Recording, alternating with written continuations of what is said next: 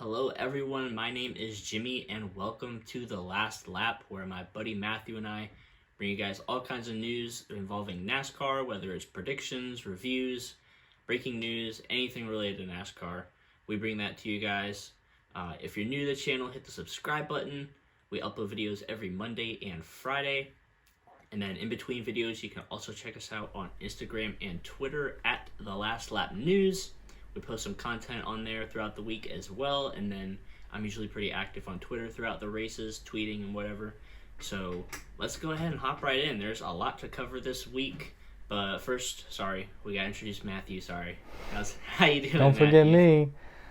How you doing? I'm good. I'm looking forward to this weekend because I'll be there, Bristol Dirt, and I cannot wait. Just for the truck race though, but we'll see Cup cars on the track though for the heat races that day.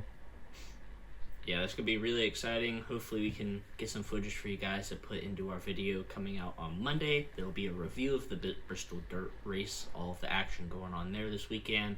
But before we hop into that, we have some news to cover first. Earlier this week, there was a test at Nashville where the Cup Series is going for the first time, and then the Truck Series is also returning there. Matthew, is Xfinity racing there too? Or is I it just think so. Truck Cup? All three I series? believe all three series will be racing there. Okay. So yeah, Truck and Xfinity raced there a few years ago, but they stopped going there. But the Cup Series has never been there, so it's a first for them. And it was a Goodyear tire test, and Kurt Busch showed a picture on Instagram of the tires, and there was a lot of cording, which means the tire was basically coming apart, which is not a good sign for a Goodyear tire test, but good thing they tested there and didn't just go straight away, because that would have been like Indianapolis in, 2008 or whatever? 2008. When they were tire shredding almost every single lap out there. But I'm glad they tested there because hopefully Goodyear can come up with a better tire combination for that race. But Matthew, do you have any brief thoughts about the Goodyear tire test at Nashville? Well, it's nice to see Nashville Super Speedway on the list again, on the schedule again.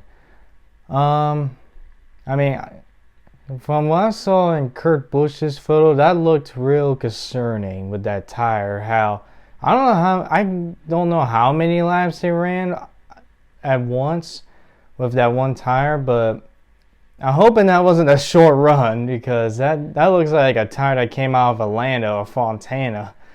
So that's a little concerning. I think they need to do more tire tests at that track, considering that did not go well. So yeah, they need to do a couple more tire tests to make sure they got the right tire for that upcoming race there in the summertime. And in the summer it gets even hotter, which means those tires are going to wear a lot quicker. So NASCAR definitely has some work to do with the Goodyear tire test for Nashville. But moving on with some other news that happened this week. This happened on Wednesday. It was the Iracing Pro Invitational race that happened obviously on Iracing at Bristol Dirt. And I only watched the last about half of the race. I didn't watch the first race, the heat race or whatever leading up to it, because I was out doing stuff. But Matthew watched all of it, and Matthew, go ahead and tell me what happened throughout all of it, because I didn't get to see most of it.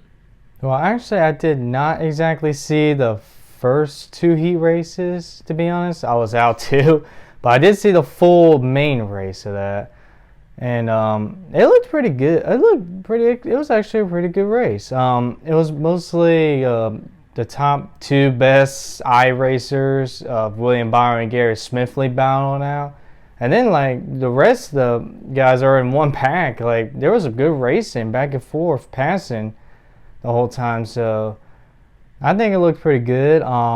As for what it looked like for the real one on Sunday, I'm not exactly sure, because it's iRacing, and that's a simulator. This isn't the real deal, so I don't know if it'll be exactly like that. I think from what I could expect, it'll be more chaotic than that. But I actually love these Pro Invitational races. I think they're actually real fun. We don't get to see a lot of these fun segments with drivers anymore these days, like they used to do back in the day with the pre-show. All these pre-shows that they used to do. And seeing that, I think it's good, for these drivers, to be together, racing together, and just having fun. It doesn't have to be so take it seriously, which I like to see. I'm trying to think. What else? I feel like I had something else I had to say. Oh yeah, like I said, that Iracing Pro Invitational races are fun. I would love to be a part of Iracing, but that stuff for that is so expensive.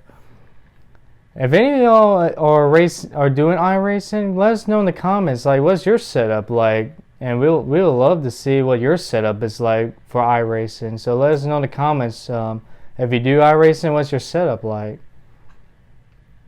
Yeah, iRacing it's so cool how similar it is to the real NASCAR world. Obviously, it's not going to be perfect, but it's pretty close from what all the NASCAR drivers say. As far as Bristol dirt, I'm not exactly sure. I mean, William Byron did say that the track changed a lot throughout the race on iRacing, so I think it's really cool how they're able to make the track change like that, even on a dirt surface, which is really cool. But yeah, as far as iRacing in general, I think it's good, like you said, for the drivers to come together and have some fun and race for a good cause. I know the winner, William Byron, got like $5,000 to go to charity or something, so that was really cool. I don't think they should do it on like a weekly basis. I think that would be a little oversaturated, but every now and then I think it'll be really cool. I think the next one's at Talladega or something like that, and then they announced that they're going to do one at a Chicago City street course. Yeah, Chicago street course. So that's going to be an interesting one. Yeah, that'll be interesting to see if NASCAR wants to eventually go down that route for real someday, like do a street race somewhere, but that's a completely different story, and obviously it's just the iRacing races confirmed, but it'll be interesting to see if that leads to a schedule change down the line where NASCAR does try to go to a city or street course in the future. So now it's time to transition into the main topic of the weekend, which is the Bristol Dirt Race. So the Truck Series and the Cup Series will be racing there this weekend, and I have one or two, I guess you could call it, concerns about the race going into the weekend, specifically the Cup race, but this could kind of be applied to the Truck Series as well. But so my first concern is, for the Cup race at least, is that it's 250 laps, and like that might not seem like a lot for Bristol because the normal race is 500 laps, but you gotta think, like, the Eldora truck race was, I don't even know how many laps, nowhere near 250, but 250 laps, and with cars hitting the track and constantly spinning out, NASCAR definitely needs to be wise about when they throw the caution, because they can't throw a caution if a car just spins out, because we'll be there all freaking day and all night if they end up throwing a caution every single time a car spins. So NASCAR definitely needs to manage how they throw cautions, because that race will take forever. 250 laps is a long race for a dirt track, and that's just my first concern. And then my second one is also if they have to like work on the track or put water on it or something like that, because I know at Eldora they had to do that for the truck race, but like I said, the truck race at Eldora was a lot shorter, but they might need to tend to the track like halfway through the race or something and put water on it or whatever, and that could take up some extra time. So those are just a few of my observations, I guess you could call them, going into the weekend that NASCAR needs to take a look at. But Matthew, do you have any concerns or things that NASCAR should be aware of before at least the Cup Series races on dirt for the first time in a while? To be honest, no. I have no concerns about it. I think that whole water thing, I think I'll be taken care of because the forecast looking like it might be raining at some point. So I think I'll take care of it itself. As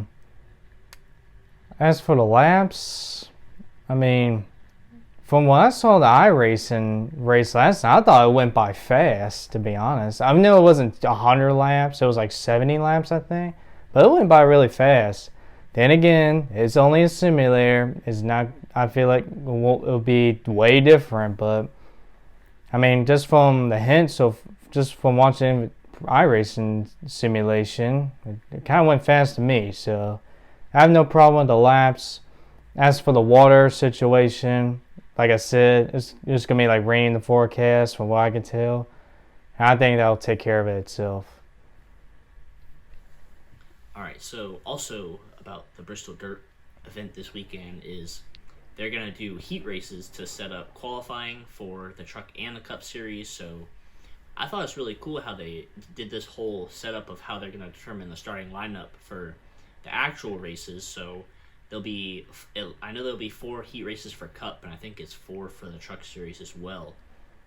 And there'll be about 10 cars in each heat race, and there'll be points awarded. And so if you finish first, you get 10 points. Second, 9 points, all the way down to if you finish 10th, you get 1 point. But you also get an extra point for every car you pass on the track. So if you start like 5th and you end up winning your heat race, you get 5 extra points because you passed 5 cars. So I thought that was really cool, and you don't lose points for losing positions on track. So I thought that was really cool how they do it.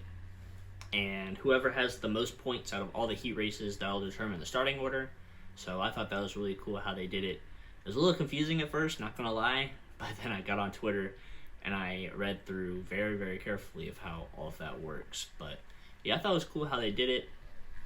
Now we're gonna go on to our picks, and I honestly have no idea who to pick for any of these races, but I'm gonna give it a shot. So, okay, since you got a point last week, I'll pick Truck first, and then I'll let you pick Cup first. So, my Truck pick is going to be Kyle Larson. That's going to be my Truck pick. Doesn't really need much explanation. He's been on dirt a lot, and he also won a truck race at Eldora, so I think that'll give him a tiny bit of an advantage. Probably not much, but a little bit of an advantage. There's a few other drivers in the field for the Truck Series that won at Eldora before, too, so there's a lot of good options for the Truck Series. But Matthew, who you got? For the Truck Series, man, you stole my pick. But I'm going to choose another experienced dirt racer, and that's going to be Stuart Friesen. He is the most recent winner at Eldora 2019, as he didn't go there in 2020. But he's always been an A-class dirt racer right there. And so I feel like Stuart Friesen, with all that dirt experience, is going to come in hand because he's always been a dirt racer his whole entire life. So, and plus his wife's going to be there, so there's going to be more pressure on him winning that race too, you know, since the husband and wife racing together. So I got Stuart Friesen for the Truck Series. That was the other person I was thinking of, but Bubba Wallace is also going to be in the field, and he won at Eldora before, and I'm trying to think of anybody else. I think that's it as far as... I mean, Kevin Harvick, but I never really called him like a dirt racer, in my opinion. Yeah, that, and he hasn't won at Eldora. I think those are the only 3 drivers that are racing trucks that won Eldora, I think. But, well, you get to go first for the Cup Series with your 3 picks, your main pick, your threat pick, and your sleeper pick. So go ahead and give me your 3 picks. Well, for the truck Eldora runners, you missed Matt Crafton too. He did win there too. Oh, he won there? Oh. Yeah, Matt Crafton did. Anyways, for the Cup Series, my main pick, man, this is going to be the toughest one. I honestly don't know. Because I know all the dirt experienced drivers are going to have an advantage, but I still feel like it's going to be anybody's race this race because of the unknowns of Cup cars on a dirt track. I feel like it could be anybody's race. But I'm going to pick Christopher Bell to win because he's also a dirt racer as well. A great dirt racer, I mean. And he did win in the Truck Series 1 year Eldora. And he's been running the Chili Bowl every year. So I got Christopher Bell. My threat to pick has to be Kyle Larson, of course. No explanation there. He's always been an A-class dirt racer as well. As for my sleeper, this might be a surprise to you, but I'm going to pick Ryan Newman as my sleeper. He's always been a really underrated dirt racer, in my opinion. And he's even racing the truck series as well. So I got Ryan Newman as my sleeper pick for the Bristol dirt race. Man, you literally stole my top 2 picks in that exact same order. I had Christopher Bell is my main pick, and Kyle Larson is my threat pick. Well, now you gotta think. Shoot. I could just switch them, but I don't want to do it like that. Be creative here, man. Shoot. Well, you didn't steal my sleeper pick, which is good. And I have a kind of good idea of a threat pick. And I have to pick a main pick. We don't have all night, man. You gotta hurry up. I know. I'm thinking. It's hard to think when you stole my 2 picks. Jeez. Now I have to get put on the spot. Let me think.